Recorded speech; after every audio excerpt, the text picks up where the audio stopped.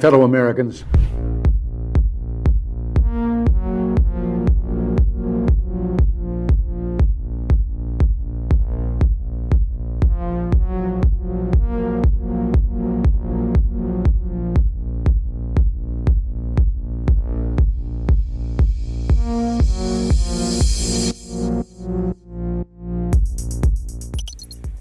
Whatever our hopes may be for the future, for reducing this threat or living with it, there is no escaping either the gravity or the totality of its challenge to our survival and to our security. A challenge that confronts us in unaccustomed ways in every sphere of human activity.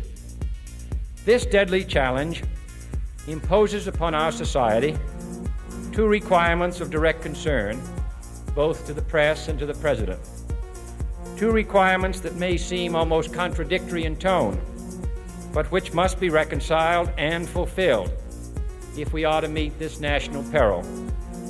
I refer first to the need for far greater public information, and second, to the need for far greater official secrecy.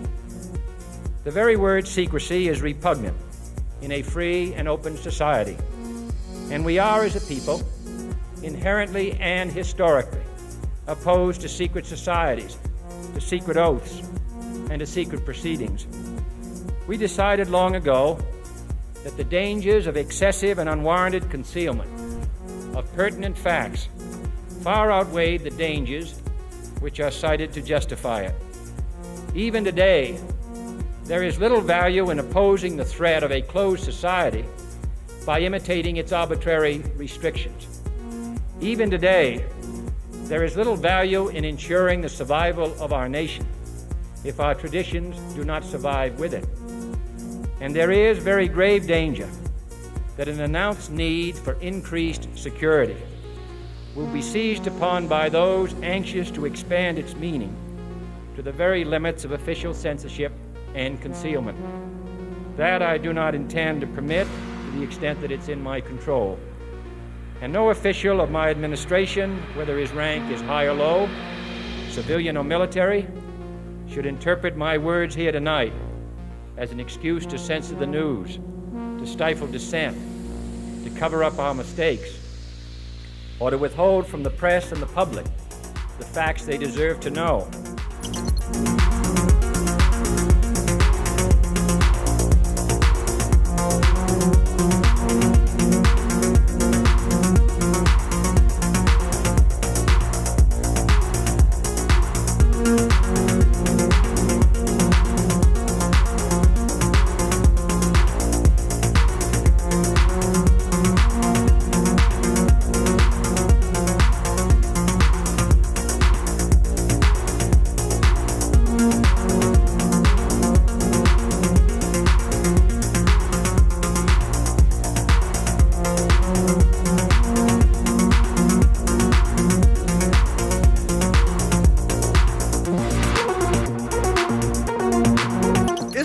A functioning democracy? Well, let's have a look at it. It costs $2 billion to become president. They're 25% of the total prisoners in the world. They spend over $800 billion a year on arms, which is more than most of the world put together. They've been at war for 250 years since their state was formed 275 years ago. But they can't afford universal health care. They can't afford the 1.7 trillion debt forgiveness for students. They can't afford a programme for the 17 million children that go to bed hungry. Is this a functioning democracy? What's your idea of a democracy?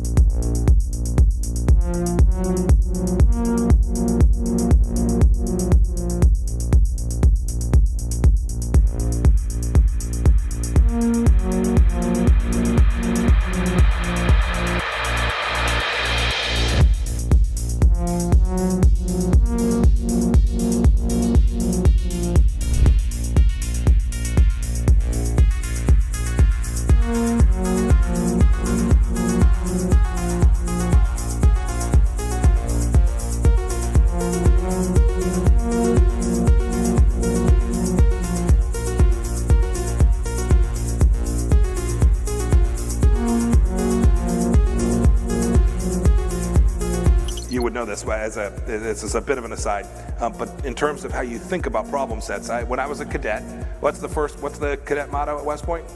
You will not lie, cheat, or steal, or tolerate those who do. I was the CIA director. We lied, we cheated, we stole. It was like we had entire training courses.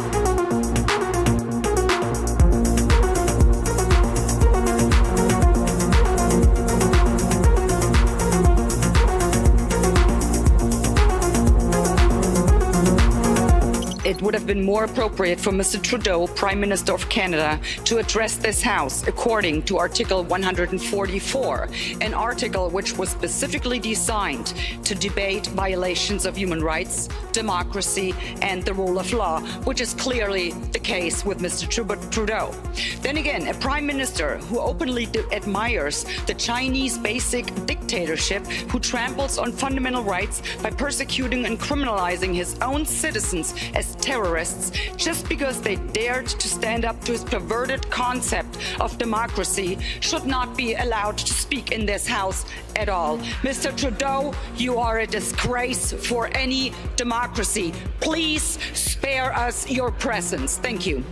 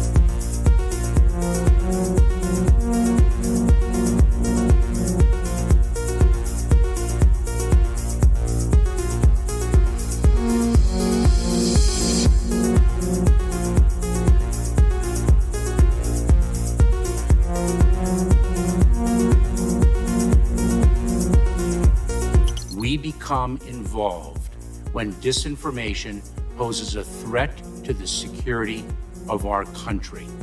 It is when there's a connectivity to a threat to our country. It could be a threat, a connectivity to violence. And what this working group does, is precisely what I would think you would want it to do, which is to take a look at the work, the disinformation work that our department has done and ask the following questions. Do we have policies? Do we have guardrails? Do we have standards? But here's the problem. We can't even agree. We can't even agree what disinformation is. You can't even agree that it was disinformation, that the Russians fed information to the Steele dossier. If you can't agree to that, how are we ever going to come to an agreement on what is disinformation so you can police it on social media? Senator, I have 2 points, if I may finish.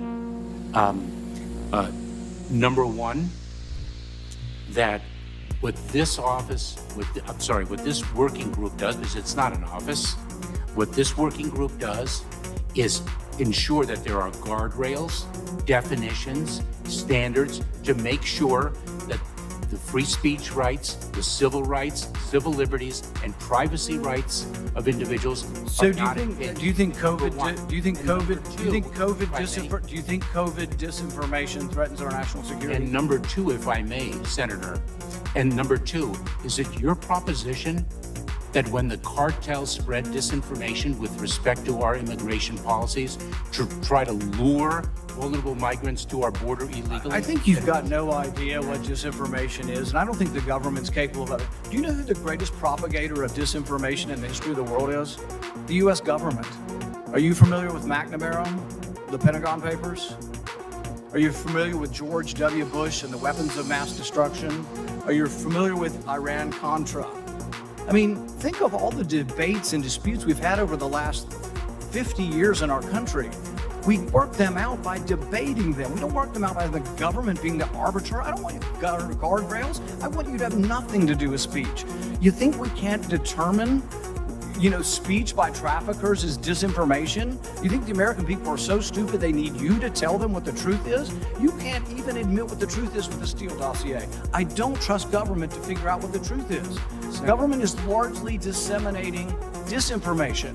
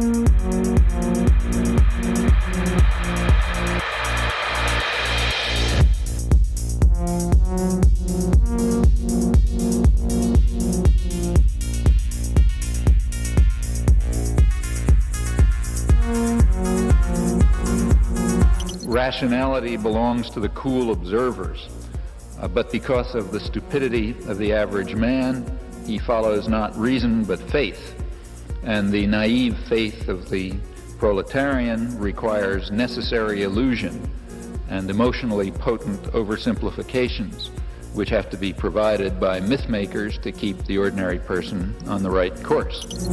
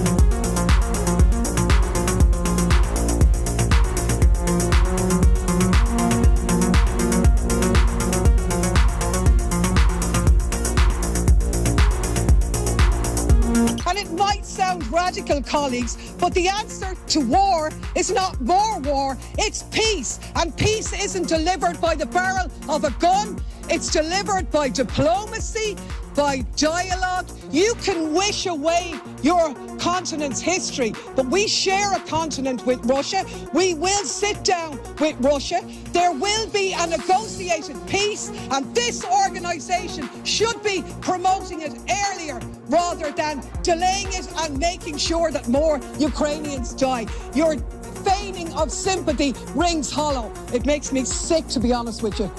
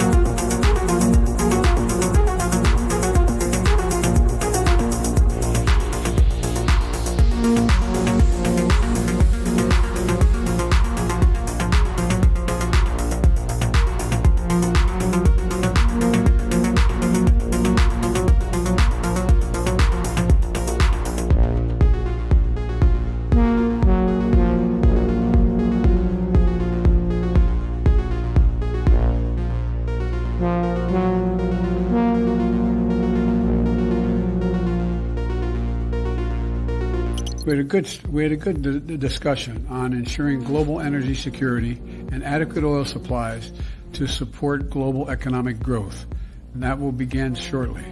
I'm doing all I can to increase the supply for the United States of America, which I expect to happen. The Saudis share that urgency, and based on our discussions today, I expect we'll see further steps in the coming weeks. Are you worried about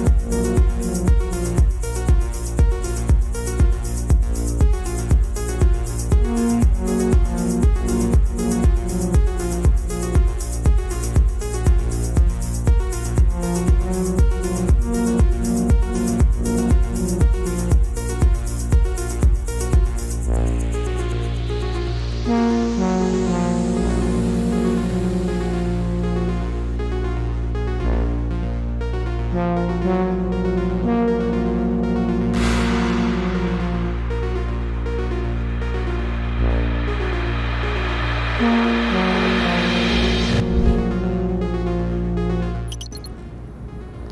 one of the four principal functions of the CIA is to gather intelligence and ideally forward it to the president, the users of information, the policymakers, as they say. There are other functions, however, some of them more legitimate than others.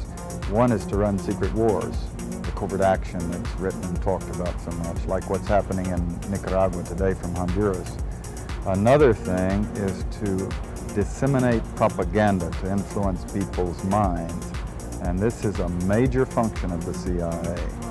And unfortunately, of course, it overlaps into the gathering of information.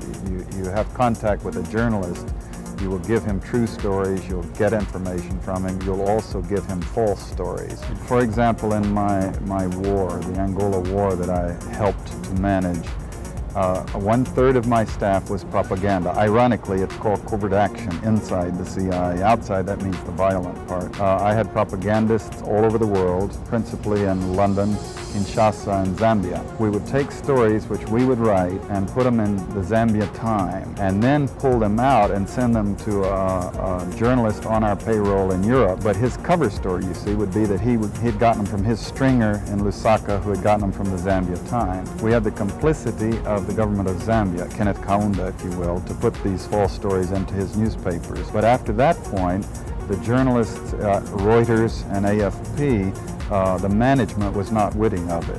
Now, our contact man in Europe was, and we pumped just dozens of stories about Cuban atrocities, Cuban rapists. In one case, we had the Cuban rapists caught and tried by the Ovimbundu maidens who had been their victims, and then we ran photographs that made almost every newspaper in the country of the Cubans being executed by the Ovimbundu women who supposedly had been their victims. These were fake photos? Oh, absolutely. We didn't know of one single atrocity committed by the Cubans. It was pure, raw, false propaganda to create an illusion of communists, eating babies for breakfast and that sort. Totally false propaganda.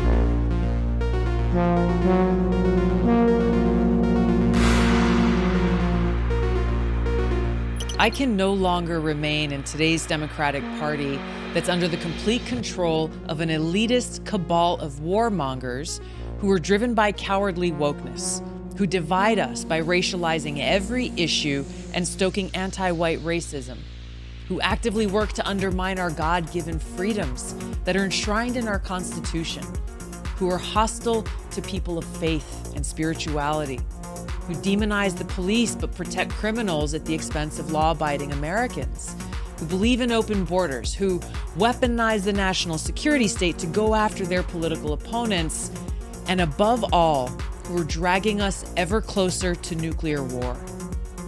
Now, I believe in a government that's of the people, by the people, and for the people. Unfortunately, today's Democratic Party does not. Instead, it stands for a government that is of, by, and for the powerful elite. Now, I'm calling on my fellow common sense, independent-minded Democrats to join me in leaving the Democratic Party. If you can no longer stomach the direction that the so-called woke Democratic Party ideologues are taking our country, then I invite you to join me.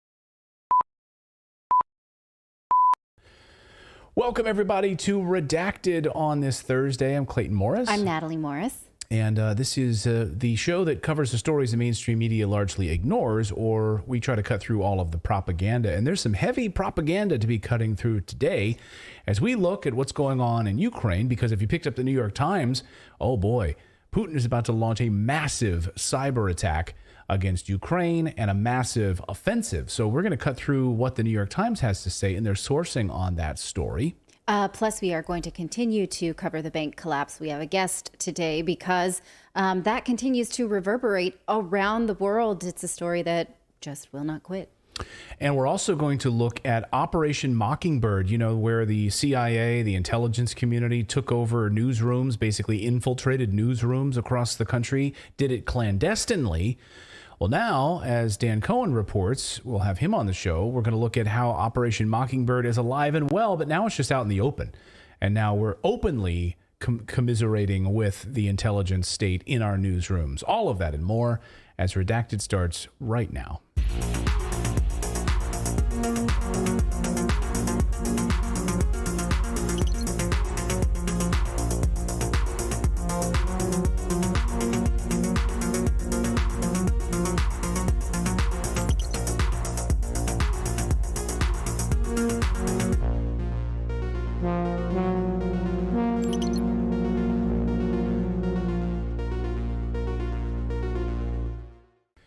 Happy Thursday to you. It's almost, is it, when the hell is, what is it called? The St. Patrick's Day. When Tomorrow. Is that? Tomorrow is St. Patrick's Day. Just ahead of the spring equinox. That's right. Which is next week. Yeah. Yes. So I got my lucky undies wet ready. So okay. I think you said wet. I got my lucky undies wet. I was like, no. Ready. Yeah. So top of the evening to you. Welcome to Redacted. Hope everyone's doing well. There are two holidays that I hate on the internet: is April Fool's Day and St. Patrick's Day, because there's so much posturing about like, I'm so cool, let me show you what I'm gonna do, something jokey, you know. Well, I hate it. Yeah, April Fool's Day is the worst, right? It's like you might as well call it Jackass of the Day. I mean, it's fun with the kids doing, but you know, as like an adult, or like when Google fake does its fake thing and you're like, is this a real story? You know, it's like, all right, well, news organizations probably frankly already doing that with their propaganda anyway. That's a Gen X thing to do. Don't do it. It ages you. Yeah. But anyway, so yeah, that's tomorrow. But anyway, hey, we have a big, busy show for you on this Thursday. And thank you to everyone who subscribes to the show and also smashes that like button. That's something we we don't talk about enough. But when you do actually hit that like button, it's not for any other reason other than it pushes our show further out into the YouTube and Rumble algorithms so that other people can actually see the show. So please just press that button if you're watching us on an Apple TV or a Roku. I think, David, you can like swipe up with your controller and there's a little menu there where you can actually hit the thumbs up, right? Yes. Okay. Just being clear. All right. And also, I've had several people ask about watching on PlayStations and Xboxes. You can do that as well. You just have to go through the browser. You just go through the browser, go to rumble.com. You can sign in and all that stuff and watch it right there. And if you don't have like Roku or anything like that, most smart TVs have browsers too. So that's one way you can watch it. And that works on both YouTube and Rumble. But Rumble specifically is what people are asking for. Yeah, I know Samsung televisions, they still don't have a Rumble app. And so apparently they're working on it. So hopefully Samsung TVs will get that. But hey, we have a daily newsletter we should tell you about before we get into the news today. All you need to do is go to redacted.inc. You put in your email address and you'll receive our newsletter first thing in the morning over your cup of coffee. You can read the newsletter, enjoy your day. Again, you just have to verify your email. And then it's like 5 or 6 different stories that we cover in there. We try to make you smile a little bit. You can read it in about 5 minutes, but you have to verify your email. And the website is redacted.inc. It's not .com. It's redacted.inc. All right, let's get to your top story, which is what Vladimir Putin is going to be doing here in the spring. I'll ask you this question. Is Putin and the Russian army about to launch a massive offensive? Perhaps that's coming. Perhaps is Putin about to launch a massive cyber warfare campaign against Ukraine? Well, the New York Times would have you believe that that's the case. So is this deep state propaganda at work once again by the U.S. intelligence community?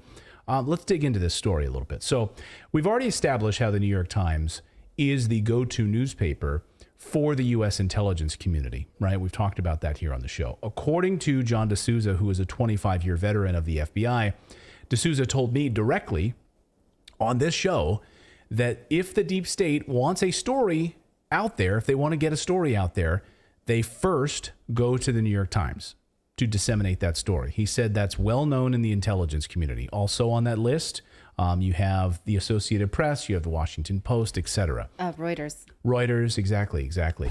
And then, of course, in the UK, you've got the BBC. So we already know that's the case. The New York Times is a tool of the U.S. government. So if you picked up the paper this morning, you might have seen this headline. Russia's spring offensive in Ukraine could include cyber attacks. Microsoft says, that's interesting. Does Microsoft stand to gain anything by pushing this propaganda? Well, it turns out you might even ask the question about Bill Gates. Does Bill Gates stand to profit at all from this propaganda? Gates still holds $19 billion in Microsoft stock. So the answer is yes. Well, it turns out that Microsoft is a military contractor for Ukraine. Don't believe me? I believe you. Just read it right on Microsoft's own website. Here's Microsoft's website, blog.microsoft.com. Extending our vital technology support for Ukraine. Now, and you'll see in that picture, look at that picture. That was taken at Web Summit, which was here in Lisbon, Portugal. And I remember at the time hearing about this panel. We covered Web Summit here on the show. And Microsoft there wearing a flag pin, one executive from Microsoft wearing a flag pin, sitting next to other Ukrainian t-shirt wearing guys. So what does Microsoft say about the Ukrainian infrastructure, Here's what Microsoft reports on their own website. By dispersing digital infrastructure into the public cloud, Microsoft and others have supported critical Ukrainian services through data centers across Europe, as underscored in Microsoft's report in June.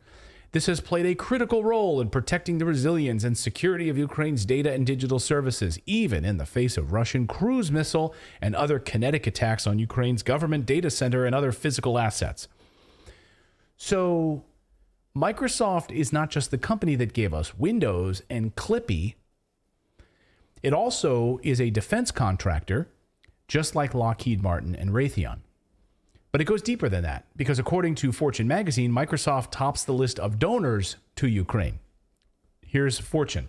Microsoft tops the list of largest private donors to Ukraine. $430 million. So on the surface, you might say to yourself, hey, that sounds great, very kind of Microsoft to donate that kind of money. But if you dive deeper into what they're doing, it's not altruistic at all. In fact, it seems like it's fully a profit-making center for Microsoft. According to Fortune, Microsoft, $430 million donation in cash and services. When Russia invaded, Microsoft helped the Ukrainian government move its computing from servers located in the country to the cloud. Well, in fact, that is how the CIA employs most of their contractors. That's why you heard when Edward Snowden was announced that he was just a Dell employee. And he explains this quite eloquently in his book, that most people who work for the CIA don't work on a government salary because they just don't make enough, but they can make a lot more by becoming a contractor. So that's why he was an employee of Dell, having never worked in a Dell building before. And he says it's the best known secret in all of Washington is that this is the way that the government transfers money to the private sector, is through these contracting gigs. Makes sense. Yeah, because he says right here, go ahead, David. I was going to say, and also think about the digital ID and stuff that we've been talking about. That has to have an operating system. There's technologies inside that for tracking and all kinds of stuff. And I'm sure that probably, I mean, I'd have to think Microsoft is involved somehow. Oh, I would think. You mean the Ukraine digital transformation tracking ID system? Yeah, I would exactly think. Because if according to Microsoft, put this back up if you wouldn't mind, Philip, Microsoft's $430 million donation in cash. So they say it moved its the government computing from it helped the Ukrainian government move its computing from servers located in the country to the cloud. It moved the entire Ukrainian government onto Microsoft servers. That's in addition to cybersecurity defense and threat detection services that the company is donating to the government. Oh, how altruistic of you. And through some private sector actors. The company matched $10 million in employees donations and donated additional cash and services to humanitarian organizations. Oh, so Microsoft was kind enough to take the entire Ukrainian government and put it on Microsoft's servers. That's altruism. But you know what? Through propaganda such as this, reporting such as this, we'll call it. Such as this. They also will be able to sell you plenty of security programs and anti-malware software and things like that, because you're going to get scared with this kind of thing, as if a Russian hacker can't get through something like that. Right. But something else needs our attention. Go ahead. Well, I was going to say, and as a government, why would you put yourself in a position? Because then if there's ever U.S. sanctions, Microsoft can no longer hold your data. That's a good point. You have to have a lot of confidence, right, to do something like that. But there's always carve-out and loopholes. Right, we've seen all sorts of loopholes and carve-outs for what the government wants in these Russian sanctions. Right, we've certainly seen that in certain mineral. That gives Ukraine no power, which by many arguments they had very little to begin with. Right. But what if they did have this attack of conscience and say, we can't align ourselves with the West anymore, too many people are dying, we're going to actually go to peace talks with Vladimir Putin, agree to these new borders because the people themselves have voted, and we're going to stop this war. They would be the recipient of sanctions and not be able to access that data. That's a good point that David just made. So the whole government of Ukraine is on Microsoft servers. It's kind of crazy when you think about it. But something else needs our attention in this New York Times piece of propaganda. Reading now from the New York Times. This is the New York Times. The report also said that Russia appears to be stepping up influence operations outside Ukraine in a push to weaken European and American support for continuing military aid, intelligence sharing, and other assistance to the Ukrainian government. The effort would come as a faction in the Republican Party and some in the Democratic Party argues that supporting Ukraine is not a core interest for the United States. For now, Russia's main influence campaign is concentrated in Europe, but it will shift to the United States as the year gets closer to a presidential election, and that debate is going into the fall, said Clint Watts, the head of Microsoft's Digital Threat Analysis Center. I'm going to say that again. Clint Watts, the head of Microsoft Digital Threat Analysis Center. Oh, I see what you're planting here. Clint Watts. Election, you say. Clint Watts. That's interesting. Head of Microsoft's Digital Threat Analysis Center. So who the hell is Clint Watts? And why is he the only source for this New York Times article. Oh, here's Clint Watts. Thanks to PBS. Here's a little bio of Clint Watts. PBS, an arm of the federal government. As Moon of Alabama reports, Clint Watts, you'll remember, was front and center of the now debunked Russiagate story. Thanks to Elon Musk and the Twitter files, we now know Clint Watts' name. We covered this on the show before. We've mentioned Clint Watts repeatedly here on Redacted. So when I saw his name pop up in this article, it set off alarm bells. I'm like, where do I know this guy from? Like, where do I know Clint Watts? Where do I know this name from? Well, he was the one and only person that the Democrats and MSNBC basically sourced in order to push their Russiagate story. The one person. Can you imagine? As Fox News reports, latest Twitter files show media Dems relied on a single source alleging Russian bot activity. It was a scam. So as journalist Matt Taibbi reported in January, Democrats like California Democratic Congressman Representative Adam Schiff, Dianne Feinstein, as well as Senator Richard Blumenthal, Democrat, kept pushing all these fake claims about Russia, that they were interfering in the elections, and that Hillary Clinton lost thanks to Russia. Twitter executives, of course, as we reported here on the show, were basically yelling at Congress saying, this is not true. We don't see any evidence of that. Even Yoel Roth was telling them in emails, like, we should just, he even in one email was like, we just got to call BS on this. We got to just tell them this is BS. Yes, that's what he said internally. But to their faces, he was more like, okay, we'll keep looking, but we don't see it. You guys want to push this fake Russia story? Okay, I guess we'll go with that. So here is Matt Taibbi on these fake stories that were being created. Watch.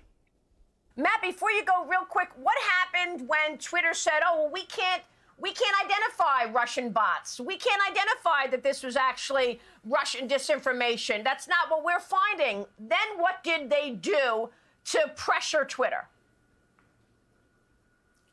Well, the usual means is they would go to their friends in the corporate press, and Twitter would be hammered by mainstream press organizations who would say basically Twitter is not doing enough to combat foreign interference. As you know, because you were reporting on it at the time, Congressman Devin Nunes got an extraordinary amount of abuse because it was claimed that the hashtag release the memo was boosted by Russian bots. But we now know, based on stuff that we've seen internally in these emails, that there were no Russian bots, that Twitter was actually telling senators like Richard Blumenthal, don't do it, you're going to look foolish, and they did it anyway. And when they didn't get what they wanted, they went to CNN, the New York Times, Washington Post, and they got stories manufactured against Twitter. Yeah, that's how it works. So when you read this New York Times piece, you pick that up, think about that for a second. So Taibbi then did a deep dive report on the source for this fake news that Democrats were using. They were using something called Hamilton 68, as we've covered on the show. It's a so-called dashboard that was supposed to be monitoring Russian bot activity. That's the whole purpose of Hamilton 68, right? Taibbi wrote that Hamilton 68 was, quote, the source of hundreds, if not thousands, of mainstream print and TV news stories in the Trump years. One source.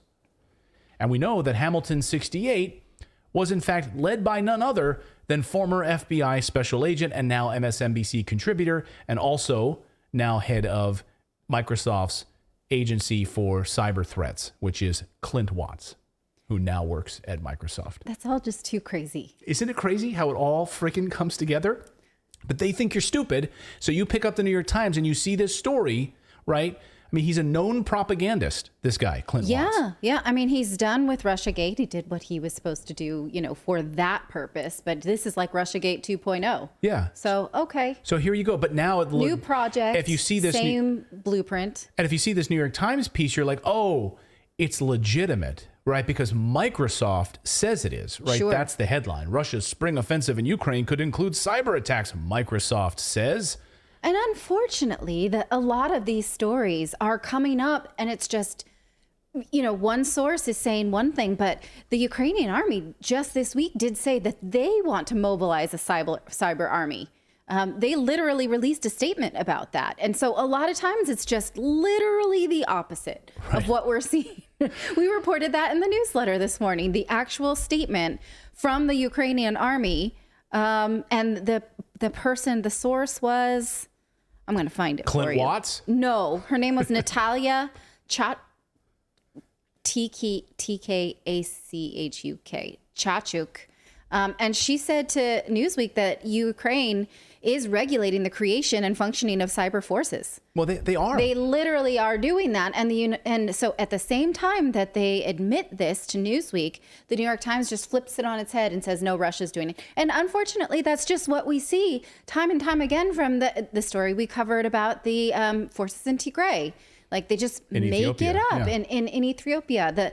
The bombings of one place when we know it's a different party that did it. And it's just they're choosing their side and reporting it based on sources. Well, it's really inexcusable. Well, it's easy to do. Yeah. Go ahead, David. It's easy to do when they're silencing other places like Al Jazeera or RT or any other media organization that's covering the other side of the story. They shut that off. They can say whatever they want and nobody can counter, do any research against it. Right.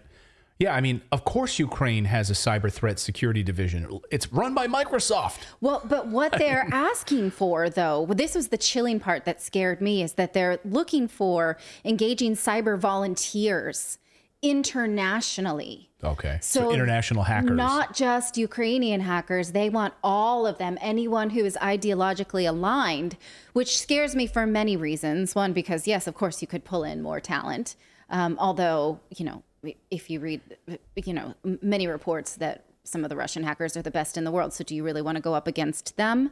And then also how this can bring the war into different borders, because will Russia then, decide that the United States is a part of it because so many hackers are, fighting on behalf of Ukraine? Will they decide that maybe Argentina, which has its own great army of hackers, how far, where do the borders lie then? Right. It is borderless at that point, right? Yeah. That's the cyber side of this discussion. And as we wrap this story up, there is the physical side of this, the actual military spring offensive, which by all accounts is coming. In what capacity, we don't know. And if you claim to know, you're wrong. I just feel like the media is using every season change to get us ready for a new round of war. It's like, it's going to be summer, it's the spring offensive. It is just as predictable as Macy's ads. I mean, they are literally saying May, this is going to happen. And to those people who are fighting day in and day out, I don't think that they really give a rat's ass about a season change. Oh, you mean the Japanese maples are in bloom in Washington, D.C.? It's time to roll our tanks into Kiev. That's what we're going to do. Oh, it's Labor Day sale? Okay. Yeah, it's the mattress sale for whatever. It's time to mobilize our tanks. They don't care. And what's happening right now in Bakhmut is the collapse. And we at least are getting reports on the Ukrainian side that Ukrainian soldiers are very worried that this is about to be done. That as Ukrainian soldiers being interviewed from the Kiev Independent, basically saying they believe that Russia is about to taste victory there, and that this is a brutal battle that is collapsing all around them. According to the Kiev Independent, I'll just kind of go into the article just a little bit here. Just days, this one reporter writing for, I'm not sure who the byline is, Asimi Terajima from the Kiev Independent, writing, Donetsk Oblast in Donetsk, just days before heading back to fight in the Battle of Bakhmut, a Ukrainian soldier, Vladimir, who's 54, right? So we have a lot of older soldiers fighting because the rest of the army has been destroyed, said he felt ill-prepared, this Ukrainian 54-year-old says. When they drive us to Bakhmut, he says, I already know I'm being sent to death, Vladimir told the Kiev Independent during his brief stay in Kramatorsk in Donetsk, 25 kilometers west of the front line. Vladimir, an infantryman from the 93rd Mechanized Brigade, said he struggled to eat after fighting in Bakhmut for months. He looked shaken as he talked. For 2 months, Vladimir's unit was tasked with guarding Bakhmut against small Russian assault groups creeping into the city. Small Russian assault groups. Nothing like the onslaught we're perhaps about to see. The brigade was constantly under mortar fire as soldiers were outdoors, where shrapnels could wound or kill them at any moment. He says the Russians keep firing at us, but we don't have artillery, so we have nothing to attack them with. I don't know if I will return or not. We are just getting killed. And that is the story over and over again. The destruction in Bakhmut and what's about to happen there. So spring offensive, yeah, probably likely. Massive cyber war that Microsoft will profit from, perhaps not. But, well, pick your propaganda, I guess. And oh, well, plenty of people will profit from it. It's just, we never will know the true extent of it. Yeah.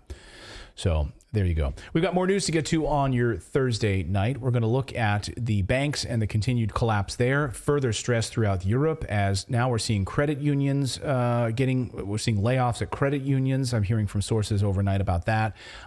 Millions of dollars in the hole, where layoffs are like, no, we're going to fire people rather than try to dig us out of debt here at these credit unions. It's contagion, of course, with Credit Suisse and into Europe and other European banks. So we have a special guest. We're going to talk about the latest on that and what that portends for the U.S. dollar coming up. But first, I want to tell you about our friends over at Aura, because right now, if you want to protect yourself online, we just talked to all about like hackers and getting your personal information. I mean, anyone can find anything on the internet, including your full legal name, your personal email, your home address, everything, all of it's there, right? When we talked about this, we did a search for like a friend of the family. We're able to find all sorts of stuff. Like, it's unbelievable. And everything is out there. It's kind of scary. This information is accessible because of data brokers who profit by selling your information. And a lot of people just don't protect themselves because they don't know how to. And so robocallers, telemarketers, spammers, everyone else, right, gets your information, they sell it, and that's how they're able to profit. So that's why I'm excited to tell you about our friends over at our today's sponsor at Aura. Now, Aura will identify data brokers that are exposing your information and automatically submit opt-out requests on your behalf. They'll even opt you out of junk mail and telemarketing lists. And you can use our link right now to try it free for 2 weeks. And you can see in that 2 weeks how many people are using your data. How many data brokers are sharing your information? If you go to aura.com/redacted, you can try it free for 2 weeks. See that QR code on the screen right there? You can also use our QR code that you can scan and go right there as well. So use that QR code. Again, we even had our Facebook account hacked. And we lost it to like some Vietnamese hackers, and it took us like a month and a half to try to get the darn thing back. The beauty about Aura is that they'll send you alerts. They'll send you alerts to make you aware of what's going on. And if you have like your email get hacked or anything like that, Aura will send you an alert and help you get it fixed right away, because they're monitoring all of this stuff. They also have a VPN. Aura has a VPN, a password manager, real-time credit and identity theft monitoring, internet parental controls, and it protects your devices from malware. So I want you to give it a shot right now for free for 2 weeks with our link.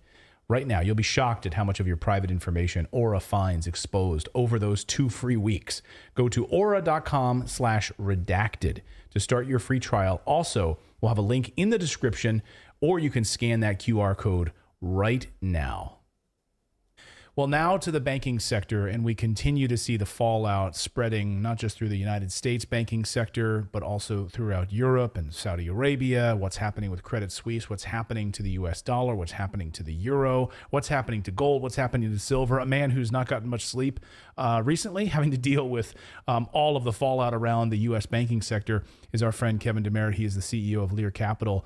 And I wanted to get Kevin on to talk about the effects of the broader economy and what can people do to protect themselves. Kevin, welcome back to the show. Yeah, great to be back, Clayton. Thanks for having me. Yeah, I wish you were here under better circumstances, but this is something we've been warning people, over the past couple of months about what's going to happen with the U.S. dollar. We're starting to see that. Obviously, you guys have been dealing with as much of this as you possibly can right now. How much worse do you think it's going to get before it gets better? Well, each one of these recessions or situations start off slowly and then kind of speed up a little bit here. And we saw that in 2008, right? They weren't going to bail anybody out. Then they bailed out AIG, and the ball kept rolling. The issue that I see this time, Clayton, is that the Fed is absolutely trapped right now. If this was a bank failure back in 2008, they would be talking about, and we would be hearing about, we're going to increase the money supply, QE, and we're going to lower interest rates. They're absolutely trapped. You can't do that. They lower interest rates, they start pumping up more money, inflation's going to go through the roof. So I think there's a real issue here that's going to last a lot longer than most people believe. Yeah, they really are in a pinch right now, because we were going to see interest rates rising again, right? That was what was going to come this year. More interest rate increments over the course of this year, and then of course the stock. It was so strange to me. Well, maybe not strange, because it's all rigged, it's all fake anyway, and all of this fake U.S. money. So the stock market goes up, increases 300 points on Tuesday, and then goes down 500 points in the morning on Wednesday because of what's happening in Europe. But it went up on the news that the Fed is not going to likely raise interest rates because it can't now. Its hands are tied. Can't raise interest rates because now it's bailing out these banks, but the Biden administration won't call it a bailout. So what are they going to do? They're really in a pickle right now. Yeah, I don't know what they're going to do. If I had to guess, I think they hold off doing anything as long as possible, right? Because they need to figure out what's going on here. So you probably can't raise interest rates a half a point, which they were talking about last week. Maybe it's a quarter of a point, and that smooths out the market just a tiny little bit. Investors, I don't know what they're going to do with the $200-300 billion worth of stock value that got lost with SVB Bank, right? Nobody's talking about those people, but those people are just out the money, and the U.S. taxpayer is going to have to bail out those two banks, probably, a few others coming up. First Republican, Credit Suisse you bring up. I mean, there's a lot of problems ahead. I think, it's a horror movie, and we're not anywhere near the credits right now. So we got a long way to go to try to figure out what's going to happen here. In your horror movie, it's already awful for a lot of people, but then you have the Biden administration stepping in saying, we're just going to, this $250,000 FDIC cap, forget that. Now it's infinite, because it doesn't really matter what the FDIC 250,000 is. Now we're just going to step in and we're going to bail you out. We're going to make sure all of your deposits are fine. So in this horror movie, it already looks bad enough, the contagion. Where do you see it going, and how much worse could it get, I guess, if in this horror movie? Does it, I'm just trying to picture the sort of end final scene here with the guy with the chainsaw. What does this actually look like? Yeah, I think there's two scenarios, neither one of them very good. If you start printing money and you lower interest rates to try to save the banks, the businesses, the consumers that are behind on their credit cards, behind on their car payments, inflation is going to go through the roof and purchasing power is going to be decimated. So you've got that situation playing out on one side, which is what they did in 2008. And on the other side, you do nothing and you let these banks and institutions fail. And if that happens, then depositors are going to have a huge problem. And when I talk about depositors, it's just not the consumer. There were a lot of businesses within both of these banks, Signature Bank and SVB, that would have went upside down if they had to wait around to try to figure out through bankruptcy court, what they were going to get. So neither one of the scenarios that the Fed can play with right now sound very good. They are not in a situation where you can take the federal deficit, like in 2008, from $8 trillion to $32 trillion again. You can't go from $32 trillion to $60 trillion, right? And not have an explosion in inflation and purchasing power loss. Well, let's talk about the U.S. dollar. I mean, Natali and I have talked about on our show very publicly. We've been warning people for months about, we put a lot of our money into gold and silver because we're big advocates of that. Because as I've said on the show for years, that it has sustained itself for thousands of years. I also buy real estate. So this is where performing assets, things that are a hedge against the U.S. dollar, collapse. When you look at the U.S. dollar right now, again, we have printed more money in the U.S. economy in the past 3 years than in the entire history of the United States. More money has been created by the Federal Reserve. At some point, it hits a wall. Where do you see the U.S. dollar going over the next 3 months, 6 months, a year out? Where do you see the U.S. dollar going as a purchasing power?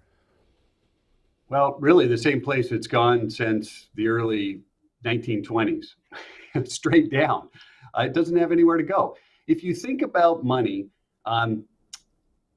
whatever the dollar figures are that are out there. So if we have $8 trillion worth of debt and $30 trillion worth of money supply, and you add another $30 trillion worth of money supply, the value of the dollars that are already out there become worth less and less and less.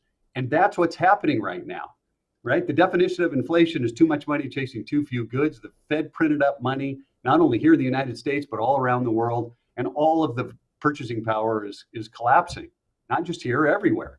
So I don't think that the dollar can hold up if you're going to print more and more of it. If you're going to bail out banks and other institutions, you're just printing up more money to get that to happen. The dollar doesn't have anywhere to go but down. Incredibly troubling. And then, of course, we're seeing what's happening right now with the housing market as well. And perhaps maybe there's a silver lining there. But boy, I really feel bad for people when I look at these energy costs. The Wall Street Journal out with a story yesterday morning about energy prices and the gas crisis.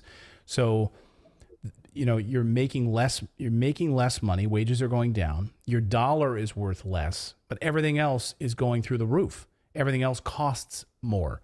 And this is incredibly disastrous. I mean, we're looking at like a cyclone here. If you're an investor, grab history book and go back and look at the 1970s, because that's where we are today, right? You have to go back 50 years to look at what happened in the economy with the stock market, with precious metals and other investments in the 70s. The inflation started moving up. They started raising interest rates. You had stagflation, then you had enormous inflation. And by 1977, interest rates were about what they are today. Inflation was about what the readings that we had today, right around 6.5%, 7%. And everybody, if you look in the news, said we're getting ahead of it. This is going to slow down, and it did not. Inflation skyrocketed up to 15%. Interest rates are 14%. Interest rates were 15 and 16%. And they finally killed the inflation. It took them, 8.5, 9 years to do it. What happened to the stock market from 68 to 81? It was up a point. Gold went from $50 an ounce to $850. Silver was up 1,200%. You have to look at history because it rhymes. It's not going to be exact, but the Fed was trapped back then with inflation, and we're trapped with inflation again here today. When you can't pull the levers to get the economy working again through lower interest rates and pumping up the money supply, when you lose those two to inflation, you got to go back to the 70s and look what the best investments were back then, because they're going to be the best investments today. You brought up real estate. I think real estate's going to be a good investment. It's a great inflation hedge. Precious metals will be a decent inflation hedge. And there's other strategies that investors can use that I think will help save them over the next 36, 48 months, because I think it's going to be a bumpy ride. Well, I mean, and talk me off a cliff here. If I'm wrong, let me know. But I mean, I look at precious metals. I mean, this is your world, right? At Lear Capital, I mean, gold and silver, of course. But I'm sure you guys are, that's why you're not getting a lot of sleep. People are ringing you up off the hook to move money out of the banking system into precious metals right now. But to me, I look at gold and I look at silver as a wealth preservation mechanism right now. Like, great. Right. It's great that it's gone up 2%. Great. I don't care about that. In the same way that I don't care about that in real estate. Great that there's appreciation. That's nice icing on the cake. Great. But I want my money in something that the U.S. government can't F with. They can't literally suck it dry because it loses value and like the U.S. dollar. So for me, gold and silver and holding those precious metals and real estate and all that is that I'm taking a $1 and I'm converting it to something that has survived for 5,000 years through wars, government collapse, fiat currency collapse. Am I wrong about that, or am I seeing it wrong? No, I just think on the appreciation, when you say, it's nice that gold is up to 1 or 2%. Remember, you transferred this dollar that's falling to the precious metal, and when you sell it back, right, and get some cash to go buy some groceries, we need it to be worth more, because inflation has eroded this. So the gold should go up, the value of the dollar comes down. When you transfer it back, your purchasing power should be exactly the same. You shouldn't have lost the purchasing power. So you saved, that purchasing power, you saved the value of your real wealth. Great point. Yeah, absolutely. Spot on. Well, that's why we have you on, because you're an expert in this world. So we'll keep our eye on this. Kevin, thank you for keeping your eye on what's going on with this as well. And we'll let you get back to it. Kevin DeMera, thank you so much for joining us from Lear Capital. We appreciate it. Nice to be with you. So our thanks to Kevin there as we continue to watch what's going on with these banks and the Credit Suisse fallout, bank shares soaring after they're maybe throwing a credit line there to these. It's kind of crazy what's going on right now. So just protect yourself, guys. Absolutely. So we have more news to get to. We're going to tell you about operations within the CIA to control the news. I'm sure that shocks you that the news is not bipartisan or neutral in any shape or form. We are. Thank you for still being here with us. So if you'd like to support us and show your friends that you like Redacted, we would really appreciate it. We want to tell you about our store. You can go over to redacted.inc/store or redactedstore.com. That works too. Both of them work. And you can get all manner of fun merchandising to support our store, such as the limited time anti-war shirt that will only be available for another few days. It's Silence is Complicity, plus our Redacted logo. We also have hats, we have sweatshirts, we have t-shirts and mugs. And, we really appreciate you signaling to the world that you stand for anti-war, anti-media propaganda, and free speech, because that's why you're here. We assume that we at least have that in common, and we appreciate you doing that and also tagging us, showing us that you're supporting us with the show. We really, really appreciate it. So again, if you'd like to check it out, and we hope you do, it's redactedstore.com. Well, do you guys know about Operation Mockingbird? Yeah, it's where the CIA clandestinely worked in news organizations, infiltrated them, and tried to influence what Americans understood about the Cold War and God knows what else. And we never knew it. We never knew that these CIA operatives were working inside the New York Times and CBS News and other major media outlets. Well, now we know that Operation Mockingbird actually is still alive and well. You thought it went away? No, it didn't. Dan Cohen, Redacted correspondent, is here to look at how Operation Mockingbird has really shifted over the years culturally and is operating sort of under a new flag. Dan, welcome to the show. What did you find? Exactly. Well, it's just Operation Mockingbird under a different sort of name. So what I'm going to show is how the Associated Press, one of the biggest outlets in media, and PBS are in bed with the U.S. government, that they're not journalistic media outlets, but they're propaganda organs that essentially conceal their links to the U.S. government. So these two outlets, AP and PBS, they run what they call the War Crimes Watch Ukraine, in which they claim to document war crimes in Ukraine, but you'll notice they only look at what they allege to be war crimes carried out by Russia, the geopolitical foe of the United States. They don't even bother to investigate Ukrainian war crimes. So right off the bat, we can see that they're only interested in war crimes so long as they can be used to advance a geopolitical agenda, which is maintaining public support for the United States' primary role in the war in Ukraine. So they track war crimes in order to keep the war going. It's kind of an irony. If their preferred side commits war crimes, which it certainly has, Ukraine, then they don't even bother. They just completely avoid it.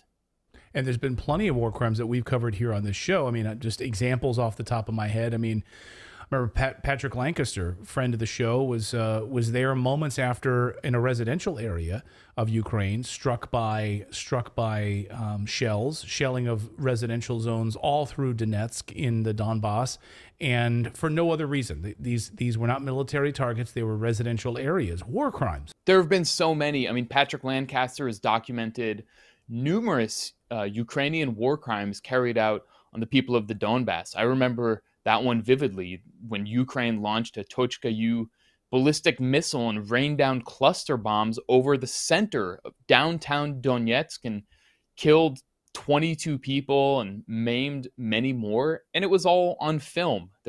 Patrick was there. So crimes like these, and he's continued to document many more, as have others, these go totally ignored by the AP and PBS and basically their partners, which I'm going to lay out right here. So if we look at the methodology tab of this war crimes tracker website, we see that the AP and PBS are in league with a series of groups that are fronts for the U.S. government and its intelligence apparatus.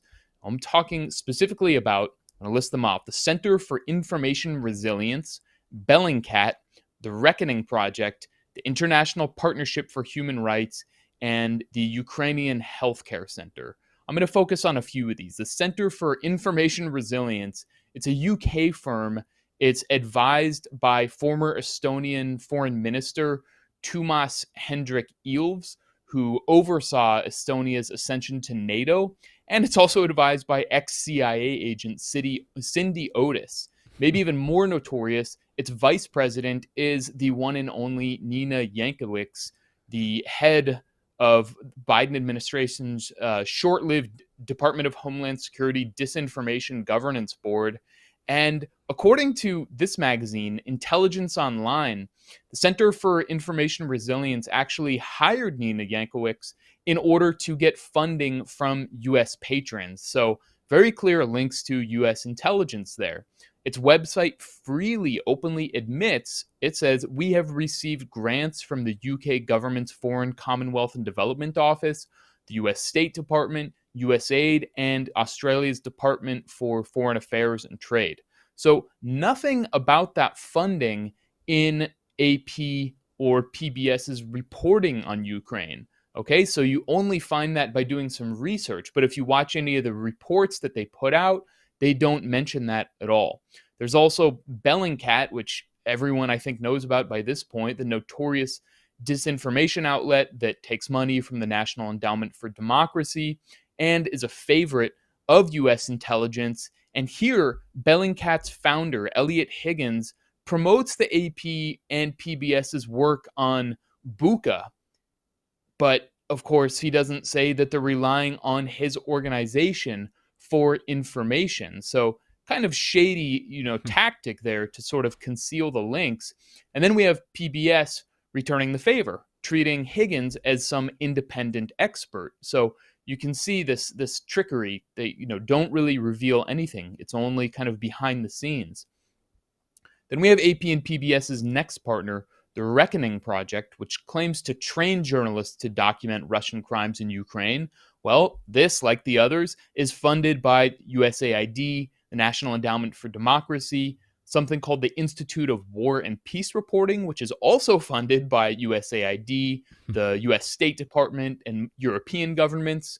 Okay, so then we have one more organization called the International Partnership for Human Rights, which is based in Brussels and is funded by the European Union, the Open Society Foundation, which is, of course, controlled and funded by billionaire George Soros. We have SIDA, which is the Swedish International Development Cooperation Agency, kind of like Sweden's USAID, and the National Endowment for Democracy. So, again, none of these government funders or ties are disclosed in AP or PBS's reporting. We're just supposed to believe they're acting on their own, doing this independent reporting.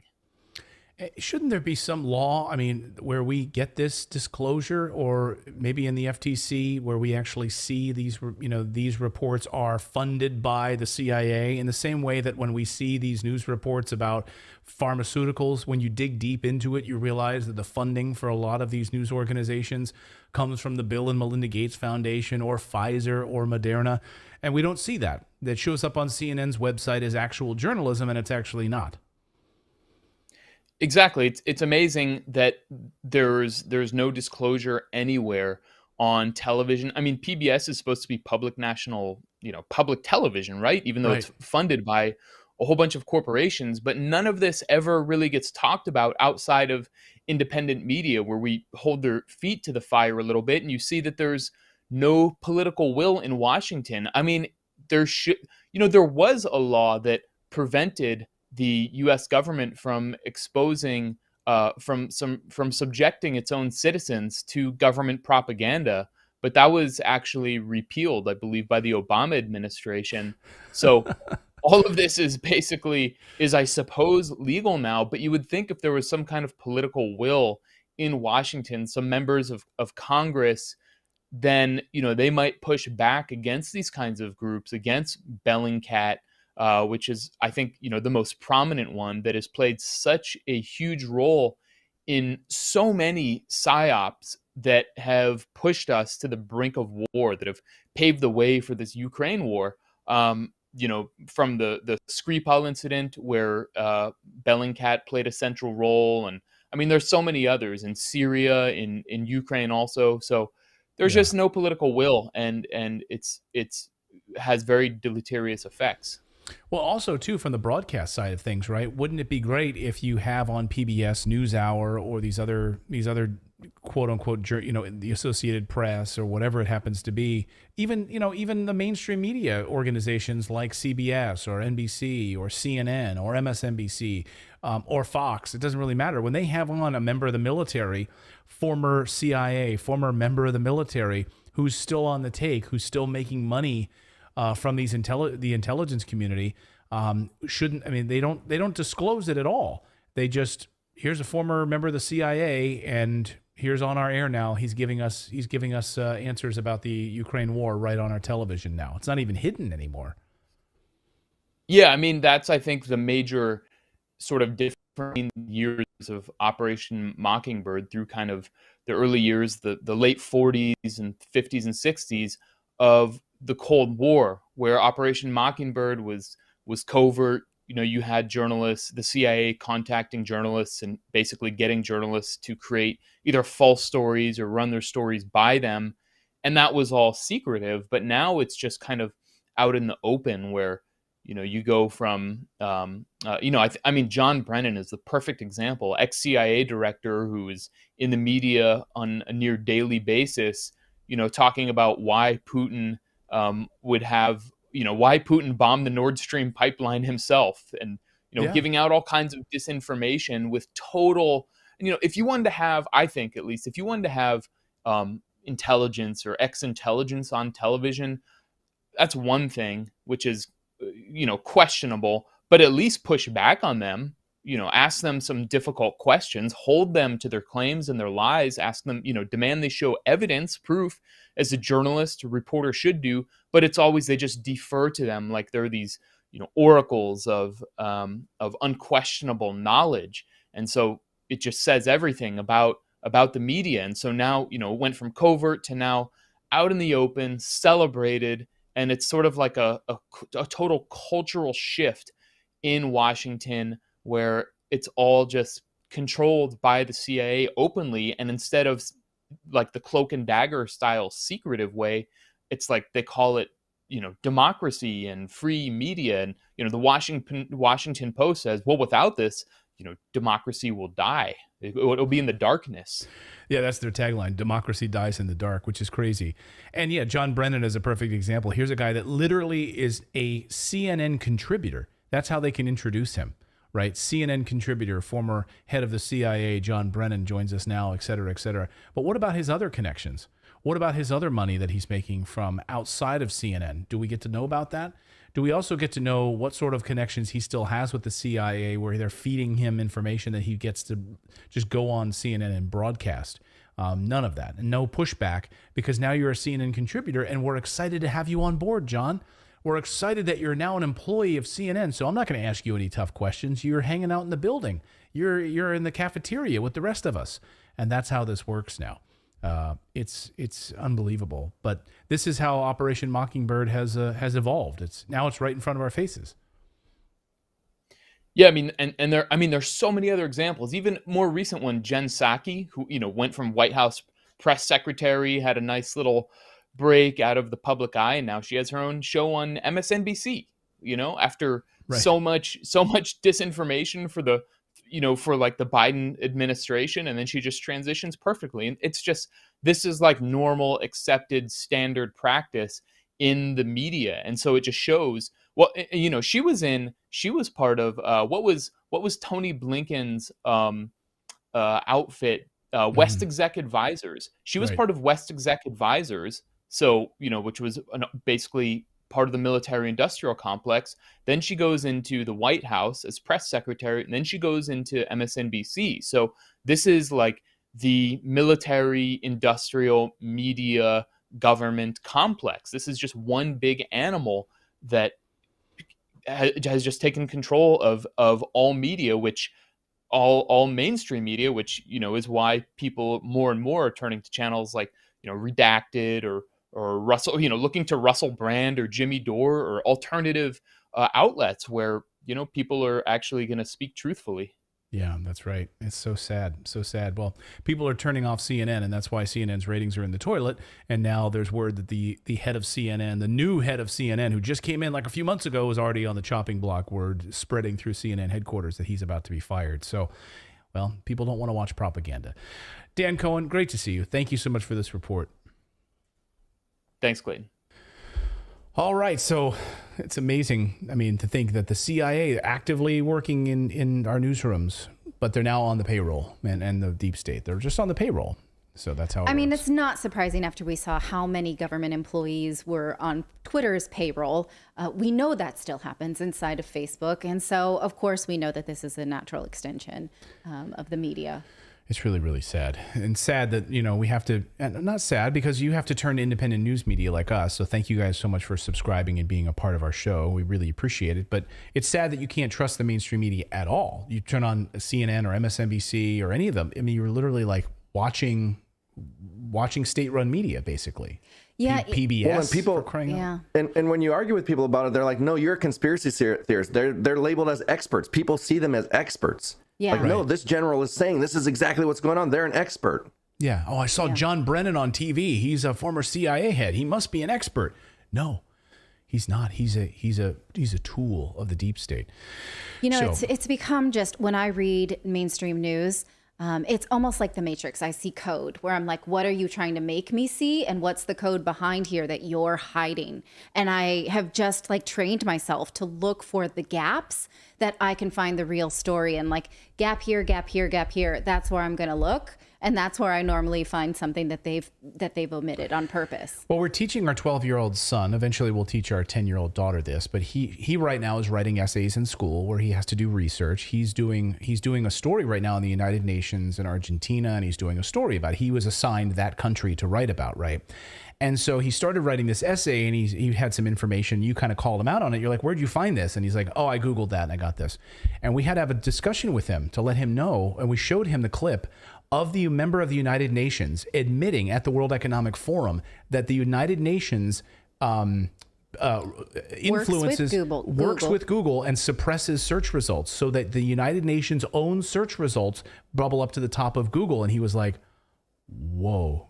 Yeah. Whoa. And so he's a 12-year-old who's just had his mind blown, who thought he could just go to Google and get honest search results. And we're having to explain to him, no. That's what they want you to see. Well, he literally found information showing him that Argentina wants to grow a lot of soy, not beef, which is what they're famous for, and is interested in, renewable energy. And I was like, Argentina is the first country in South America to invest in nuclear and wants to do that more.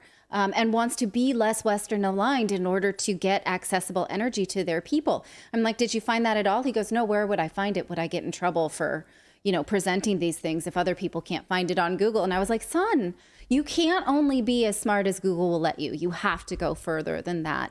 But these are the things that Google has presented for him to represent Argentina in a mock United Nations. And I was like, no, you have to dig deeper than this. You have to try harder. And, that's what we're up against. Yeah. Yeah.